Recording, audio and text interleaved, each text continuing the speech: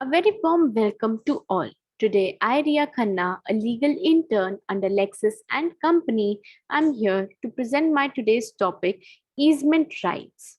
Now, let us understand what does easement means. So, an easement is a right to use another person's property.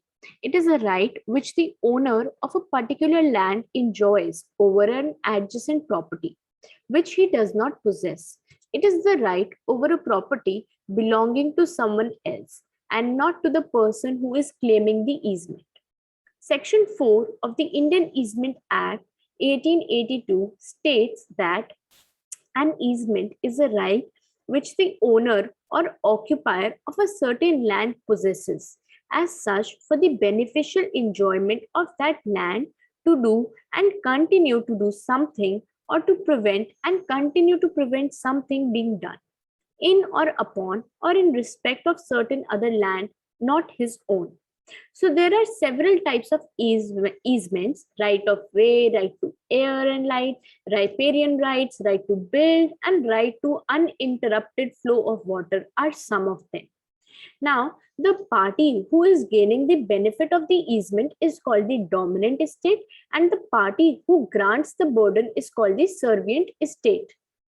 Now, let's understand the classification of easements. Section 5 of the Indian Easement Act 1882 classifies the easements as four types: continuous easement, discontinuous easement, apparent easement, and non-apparent easements.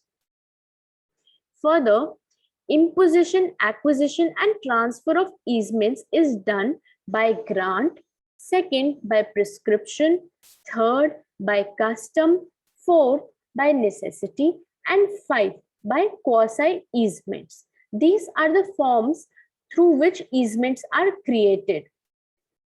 Now, let's talk about the duration and the nature of these easements which are created.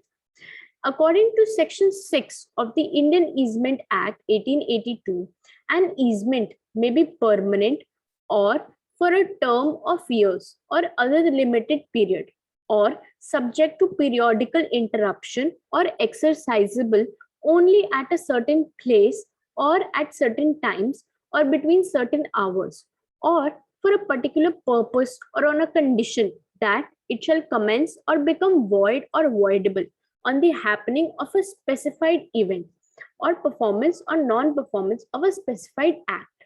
The nature of easements is described under Section 7 of the Indian Easement Act 1882, which states that easements are restrictions of one or other of the following rights, which are: first, exclusive right to enjoy; second, right to advantages arising from the situations.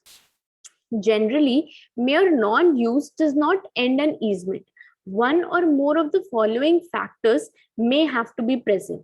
Now, what are those factors? First, extinction by dissolution of right of the servient owner. Second, expiration of the time allowed for the easement. Third, abandonment or expressed intent to discontinue use of easement. Fourth, merger where one person buys both dominant and the servient tenement. Fifth, extinction by end of necessary in case of easement by necessity. Sixth, extinction by destruction of subject matter. Seventh, suspension of easement and revival of the easements. Now, let's talk about a particular case law for this topic. So, the characteristics that are necessary for the validity of an easement has been laid down by the decision in Re Ellenborough Park. So the Court of Appeal had to decide the status of a right for residents to use a garden in the middle of a square around which their houses were built. That case gave rise to the four well-known characteristics of easements, which there must be a dominant tenement and a servient tenement. Second, the easement must accommodate the dominant tenement.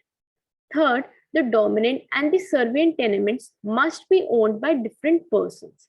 And fourth, the easement must be capable of forming the subject matter of a grant. So, in the case of C. Mohammed versus Anantachari, it was held that in India, there are two more requirements namely that the easement should be for the beneficial enjoyment of the dominant tenement, and the easement should entitle the dominant owner to do or to continue to do something, or to prevent or to continue to prevent something in or upon or in respect of the servient tenement. Thank you so much. That is all for this topic, easement rights.